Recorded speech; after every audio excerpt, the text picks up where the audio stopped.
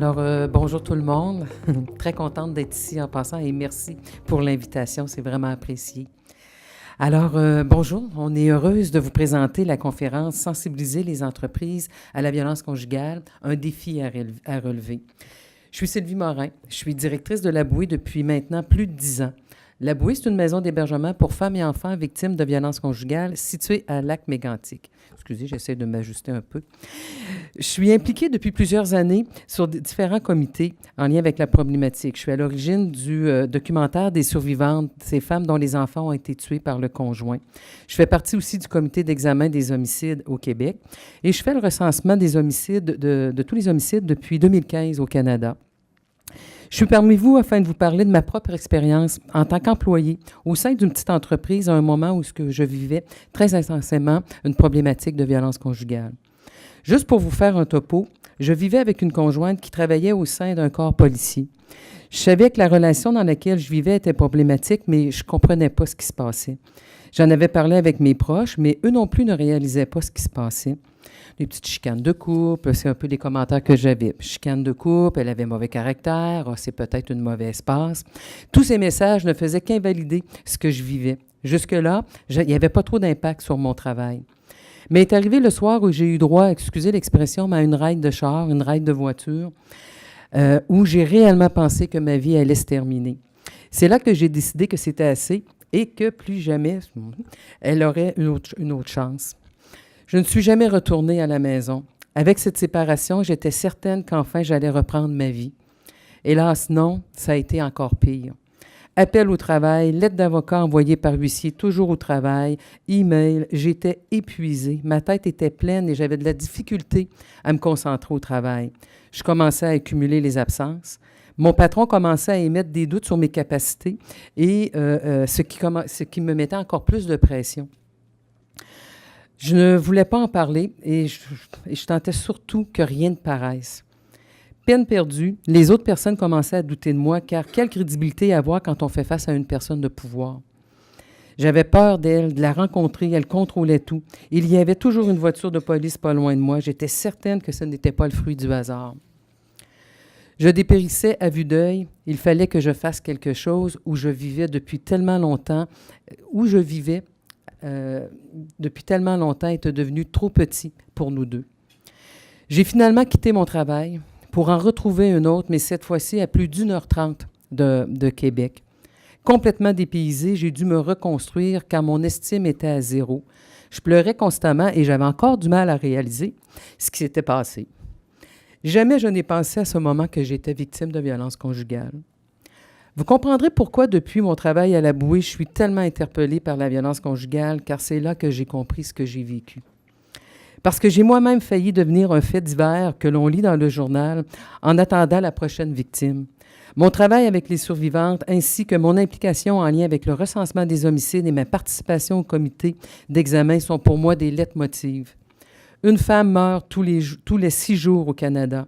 Plus de 19 000 infractions au Québec en 2015 en lien avec la problématique de la violence conjugale.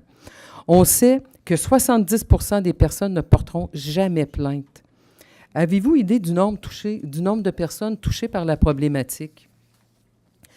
Personne n'est à l'abri un jour de vivre une situation de violence. Tous devons être concernés.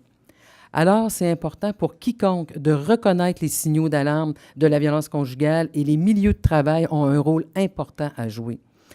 À l'origine de la trilogie Je veux vivre, un disque, une conférence pour parler de la problématique, mais aussi un livre qui se veut un outil de référence de prévention.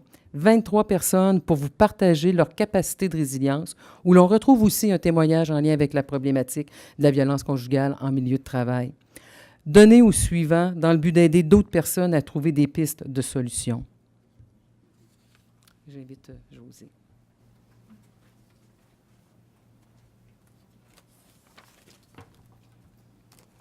Fait que bonjour.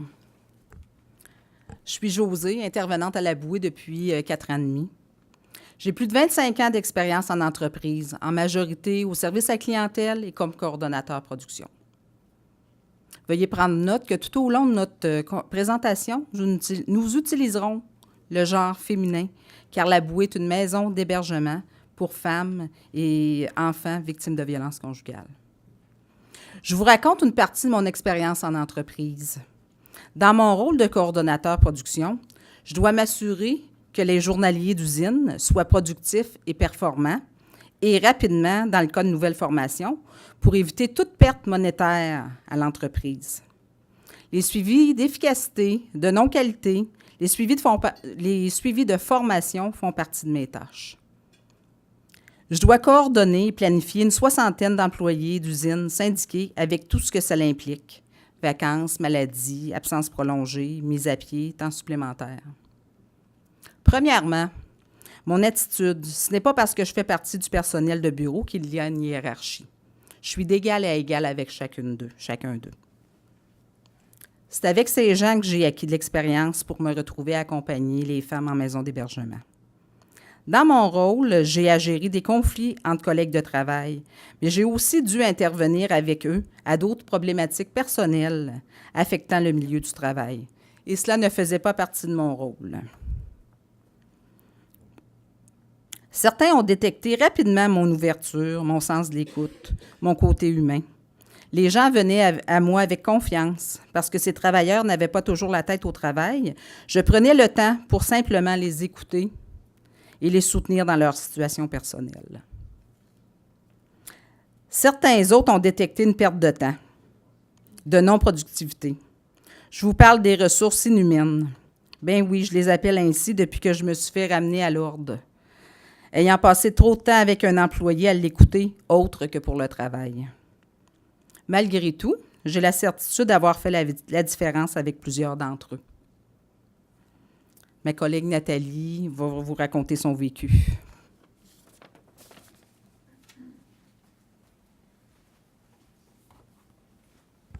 Alors, bonjour à tous.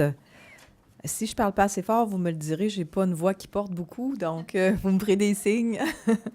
Donc, c'est ça. Donc, je me présente, je suis Nathalie. Moi aussi, je suis maintenant intervenante à la bouée. Ça va faire 4 ans bientôt. Mais dans mon ancienne vie, j'ai 30 ans de travail en milieu des entreprises. J'ai travaillé comme planificatrice production, coordonnatrice qualité et j'étais la responsable du département de service clientèle. Dans mes 3 dernières années de service, 3 de mes collègues ont vécu de la violence conjugale et notre département comptait 4 femmes. Je veux vous partager un petit bout de mon vécu avec elles. Moi qui étais leur collègue et qui ne connaissais en rien la violence conjugale. Automne 2012, Nicole, une jeune femme de 36 ans, est embauchée pour venir travailler dans notre département. C'est moi qui ai chargée de sa formation. Femme très intelligente qui apprend très rapidement. C'est une collègue très agréable. Toujours le beau sourire, toujours de bonne humeur. Elle s'intègre facilement à l'équipe de travail. Quelques mois après son embauche, les choses sont différentes. Elle arrive le matin souvent fatiguée. On le voit dans son visage. Elle semble épuisée avant même que la journée commence. Je lui pose des questions, j'essaie de comprendre. Elle me dit qu'elle n'a pas bien dormi, qu'elle s'est couchée tard, que son enfant était malade, qu'elle nomme aussi qu'elle a une santé fragile. Donc, les semaines passent, mais rien ne semble se replacer. Elle reçoit à l'occasion des appels de son conjoint. Mais très rapidement, le nombre d'appels va augmenter, presque à tous les jours. Il se présentera même 2 fois sur les lieux du travail. Pourtant, c'est un homme qui semble très sympathique. On se permet même, en tant qu'équipe, de penser qu'il vient la voir parce que ça ne va pas. Donc, il vient peut-être l'aider ou la rassurer. Mais d'un autre côté, le climat de travail commence tranquillement, mais sûrement à se dégrader. Notre collègue est moins productive, manque de concentration. Elle perd beaucoup de temps à gérer les appels répétitifs du conjoint. Elle n'est vraiment plus la même qu'au début. En tant qu'équipe, on doit continuer à rendre des comptes. On doit, malgré tout, respecter les échéanciers demandés. Je suis même obligée à plusieurs reprises à faire du surtemps. Notre incompréhension et la pression que l'on subit pour répondre aux exigences de la direction finira en tant qu'équipe à nous amener à juger notre collègue et parfois même à la dénigrer en silence. On vit de la colère et de la frustration. Et ce qui est très toxique dans cette histoire-là, c'est qu'inconsciemment, puis par manque d'information, on va agir exactement comme son conjoint. Donc, ce qu'elle vit chez elle, on va lui faire vivre au travail. Il deviendra alors impossible pour elle de s'ouvrir et de se confier sur ce qu'elle est en train de vivre. Malheureusement, Nicole sera congédiée. L'histoire maintenant d'une deuxième collègue que j'appellerai Martine, jeune femme de 26 ans. Nous sommes collègues depuis au moins 3 ans. Depuis quelques semaines, elle est différente. Même chose, manque de concentration, arrive en retard, semble plus fatiguée qu'à l'habitude. Je la vois même pleurer. Un client va même m'appeler pour me nommer que Martine n'est pas comme d'habitude. Elle me nomme que son conjoint est devenu violent. Il a brisé un mur parce que la petite pleurait. Il est devenu très impatient. Il a détruit son téléphone. Il a donné des coups de pied sur son auto. Elle ne veut plus lui laisser les enfants car elle a peur de ses réactions impulsives. Je rencontre donc une intervenante de la maison d'hébergement La Bouée pour lui demander conseil. Suite à cette discussion, je fais part à Martine des services qu'offre l'organisme et qu'elle pourrait avoir de l'aide. Mais elle n'est pas intéressée pour l'instant. Elle ne voit pas ce qu'elle est en train de vivre. Étant donné mon inquiétude, je nomme donc à mon superviseur la situation. Celle-ci vient rencontrer ma collègue. Par contre, ce que je ne m'attendais pas du tout, c'est que ma collègue a réagi très fortement. Elle était très en colère après moi. Elle croyait que je voulais lui faire perdre son emploi. Je l'ai rassurée en lui nommant que si j'avais fait ça, c'est que j'étais inquiète pour elle et pour ses enfants. Et heureusement, dans le cas de Martine, la compagnie lui a payé quelques semaines de salaire. Elle a pu quitter son conjoint et je la vois encore aujourd'hui et ça va très bien. Elle a repris sa vie en main. C'est génial quand les histoires se terminent comme ça. Donc, l'importance que ce que l'entreprise peut apporter, ça peut faire des beaux résultats. Et la troisième, Julie, jeune femme qui, dès son embauche, démontre des signes d'anxiété. Très, très difficile pour elle d'intégrer la formation. Manque de concentration, ne retient aucune information. Elle est très nerveuse, semble toujours aux aguets, sursaute très fréquemment lorsqu'il y a un bruit, un son anormal. Elle demeurera environ 3 semaines au sein de l'entreprise, car l'employeur la rencontre pour lui nommer que malheureusement, ça ne fonctionne pas. Avant de partir, elle est venue pleurer dans mes bras en me disant qu'elle demeurait à Québec et que présentement, elle était ici, nous sommes à Lac-Mégantic, donc à quelques heures, chez sa mère pour fuir son conjoint violent. Elle avait vécu beaucoup de violences psychologiques et il avait même essayé de la noyer dans le bain. C'est pour ça qu'elle avait quitté. Étant donné qu'elle venait de se faire congédier, elle se sentait vraiment bonne à rien, avait perdu complètement son estime d'elle. Donc, j'ai essayé de l'encourager à aller chercher de l'aide et de la diriger vers les bonnes ressources. Vous savez aussi qu'avec l'ère des médias numériques, la violence conjugale s'immisce très, très facilement au travail. Comme ça a été nommé tout à l'heure, selon le Congrès du travail du Canada, 1 personne sur 3 fait déjà l'objet de violences conjugales et dans bien des cas, ça va la suivre jusqu'au travail. Très difficile pour une victime de violence de se réfugier au travail. Messages textes, courriels, appels cellulaires. Le harcèlement se poursuit. L'agresseur sait exactement où est sa victime Il peut communiquer sans cesse avec elle, même contacter les collègues pour savoir où elle est. Vous savez, je crois toujours et je suis convaincue que le congédiement de la première collègue que je vous ai nommée aurait pu être évité. Vous savez, la plupart des victimes de violences conjugales hésitent à parler de leur situation par honte ou par peur. Il est maintenant reconnu dans la plupart des entreprises que la santé, la sécurité et le bien-être général des employés ont un impact direct sur le rendement de l'organisation. Alors, une sensibilisation de la part des entreprises sur les impacts de la violence conjugale aura une incidence très positive sur son rendement. Alors, je vous remercie de votre écoute et je passe la parole à ma collègue Karine.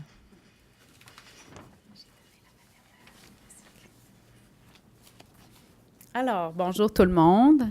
Alors, je me présente, Karine Gosselin. Je suis responsable à la sensibilisation à la bouée depuis maintenant 6 ans. J'ai travaillé plusieurs années comme éducatrice spécialisée aussi dans les écoles. Alors, avant de poursuivre, je veux juste rappeler les signes chez une employée victime. Alors, on peut les lire là, ensemble. Alors, c'est des personnes qui vont éviter de nouer et de conserver des relations, montrer des symptômes de dépression, manque de confiance en elle, gère difficilement le stress, modifie ses comportements, semble anxieuse, nerveuse. Mais les répercussions négatives sont aussi importantes sur l'équipe de travail. En ne le sachant pas, les employés, comme dans les exemples ici de Nathalie, les employés peuvent juger et répandre des rumeurs par rapport à la vie privée des collègues, sentir des frustrations, être démotivés, être essoufflés au travail, ressentir de l'anxiété par rapport à la victime, craindre pour sa propre sécurité, être pris à partie dans des conflits de loyauté, avoir des informations privilégiées, être témoin, éprouver un sentiment d'impuissance, mais aussi essayer à l'occasion des fois de sauver la victime. Pour la suite, je vais vous partager l'expérience de Caroline, une femme qui est venue en maison d'hébergement, pour qui cette personne-là, le soutien de son employeur a fait vraiment toute la différence. Caroline vivait de la violence de son conjoint depuis plusieurs années. Plusieurs années. Menaces, violences physiques et psychologiques. Il se rendait sur les lieux de son travail pour la surveiller, la harceler. Son état de santé se détériorait. Elle dit avoir à plusieurs occasions mis la sécurité de ses collègues à risque. Elle s'isolait beaucoup jusqu'au jour où Caroline en a parlé avec une dame des ressources humaines. Caroline me confie en intervention que cette dame l'a convaincue de demander de l'aide à une maison d'hébergement, mais il a aussi donné le courage de mettre un terme à toute cette violence. Elle me partage à un moment donné, là, je ne voulais pas apporter aujourd'hui pour vous présenter la vidéo, mais Caroline nous exprime que elle nous dit « Trouve une seule personne, sans savoir cette personne-là va peut-être te sauver la vie. » Caroline l'a trouvé, cette personne-là, ou plutôt cette dame des ressources humaines a su reconnaître certains signes, des changements d'attitude chez son employé, des tendances à s'isoler, des manques de concentration, une perte de motivation au travail, des absences répétées. Elle aurait tout simplement pu la congédier, n'est-ce pas, ou l'orienter vers un médecin qui l'aurait probablement mis en arrêt de travail pour une période indéterminée, ou bien lui proposer le programme d'aide aux employés, le PAE. Mais cette dame a non seulement su reconnaître des signes, elle a pris le temps d'écouter Caroline, de créer un lien de confiance suffisamment important pour qu'elle lui parle de sa situation, et cela sans la juger. Ainsi, vous connaissez la suite, elle a communiqué avec nous et a débuté une série de démarches pour mettre fin à ce cycle infernal. Avec notre collaboration, l'entreprise a mis en place des mesures de sécurité et des scénarios de protection pour le retour à l'emploi de Caroline. Des informations sur la problématique de la violence conjugale ont été diffusées à l'ensemble des employés et des caméras de surveillance ont été installées pour assurer sa sécurité. Caroline a pu reprendre le travail quelques mois plus tard, mais avec une plus grande assurance et bien sûr le soutien de son équipe de travail. Aujourd'hui, 2 ans plus tard, Caroline a retrouvé son entrain, a une meilleure confiance en elle, a porté plainte à la police et le conjoint fut incarcéré. Elle vit maintenant une relation saine avec un nouveau conjoint. Lors de notre 3e colloque, Victime un jour, est-ce pour toujours, nous avons remis à cette entreprise-là un certificat de reconnaissance VIO pour avoir soutenu et accompagné une victime de violence conjugale en assurant son bien-être et sa sécurité sur les lieux de son travail. On espère en remettre à plusieurs autres entreprises de notre région. Caroline a eu de la chance, mais malheureusement, toutes n'ont pas cette chance. Nos connaissances des impacts de la violence conjugale au travail nous incitent à approfondir lors de nos interventions avec les femmes concernant leur expérience professionnelle. Ainsi, nous réalisons que la majorité d'entre elles ne sont pas conscientes de toutes les difficultés rencontrées liées à l'emploi. Les effets négatifs de la violence conjugale n'étant pas reconnus engendrent de la culpabilité et renforcent le sentiment d'incompétence. Nous vous présentons un bref portrait de l'ampleur des impacts sur les femmes, sur la santé des femmes victimes de violences conjugales et sur leur capacité à l'emploi à court et à long terme. Ce n'est qu'un bref portrait parce qu'en maison d'hébergement, toutes les femmes ont vécu, ou 90% d'entre elles, des difficultés liées à l'emploi. Alors, Sophie, 40 ans, caissière dans un supermarché, est aujourd'hui vit de l'invalidité permanente, des phobies sociales, des troubles anxieux. Aline, 55 ans, lectrice correctrice à l'université, a vécu de l'itinérance temporaire, prestataire d'aide sociale, troubles de personnalité limite, a vécu des démêlés avec la justice, un casier judiciaire. Martine, 46 ans, conductrice d'autobus, adjointe administrative, souffre d'insomnie, a perdu de nombreux emplois, souffre ainsi de fibromyalgie, d'impossibilité de reprendre ses fonctions. Rosa, 52 ans, éducatrice en garderie. Elle a eu une perte complète de sa gestion financière. Elle a dû faire faillite, incapacité temporaire de toute prise de décision, des déménagements fréquents. Et Marie, la dernière, 22 ans, journalière dans une usine, diminution de sa santé physique et psychologique, forte médication, a développé de la toxicomanie. Nos observations nous amènent donc à vous poser la question suivante. Selon vous, combien de femmes perdent-elles réellement leur emploi en lien avec la violence conjugale?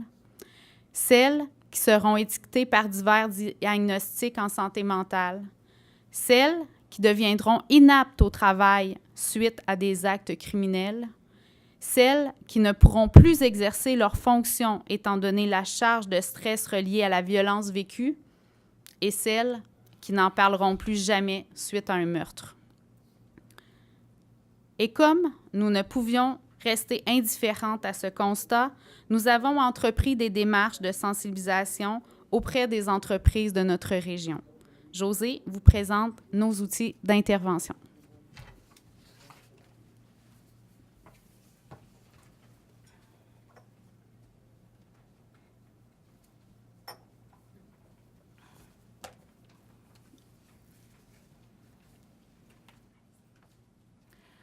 Nous utilisons 2 guides en entreprise. Karine était plus grande que moi, hein? Nous utilisons 2 guides en entreprise. Celui destiné aux employés et l'autre aux employeurs. Employeurs-employés. Ces guides ont pour but d'identifier une situation en violence conjugale, de se préparer à l'éventualité d'une telle situation. Ces guides ont aussi pour but de sensibiliser les employés, de trouver des solutions d'intervention adaptées, de connaître les ressources disponibles dans la région et de permettre une prise de conscience de la part des témoins, des victimes, des agresseurs pour une tolérance zéro à la violence conjugale. Voici ce que la bouée propose afin d'outiller les entreprises à intervenir. Une formule simple et efficace. Après avoir reconnu la violence conjugale, pour l'employé, Retenir le mot « sécure » en utilisant chaque lettre du mot. Sécure, pour sécurité de la victime, en premier lieu, c'est la priorité. E, pour écouter sans juger, respecter le rythme de la victime. C, pour croire ce que la victime vous dit. Faites-lui confiance, c'est son vécu. U, pour utiliser les ressources d'aide disponibles. R, pour rassurer et montrez-vous disponible pour parler, l'accompagner. E, pour encourager afin qu'elle ne se sente pas seule. Fait que voilà pour le mot « sécure ». En ce qui concerne l'employeur, je vous invite à retenir le mot « RCR », terme utilisé chez nous au Québec pour réanimation cardio-respiratoire. Nous devons réagir rapidement. R pour responsabilité.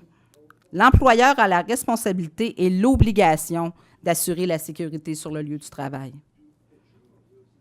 C pour comprendre. L'employeur doit comprendre la problématique pour mieux soutenir. R pour réagir. L'employeur doit réagir. C'est primordial d'intervenir. D'où le terme RCR. Sans oublier aussi pour l'employeur le mot « sécure » du début, pour accompagner et soutenir adéquatement la victime.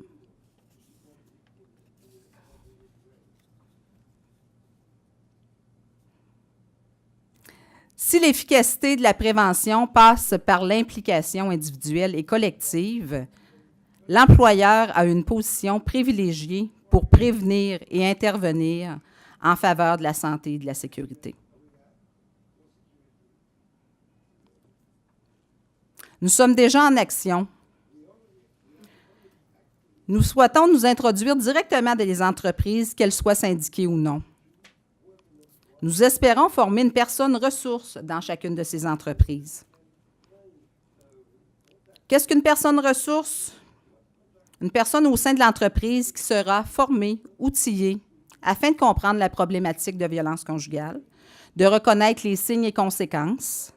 Cette personne ressource pourra, avec notre aide et celle de son employeur, mettre en place un plan d'action pour prévenir, sensibiliser et intervenir. Nous sommes aussi en action en lien avec une rencontre qui est prévue avec les directeurs de ressources humaines d'une quinzaine d'entreprises de notre région. Tous ensemble pour la sécurité, la santé et la sécurité en milieu de travail. Fait que je termine que nous espérons que notre présentation nous permettra d'élargir nos pratiques d'intervention en considérant les impacts de la violence conjugale au travail. Merci.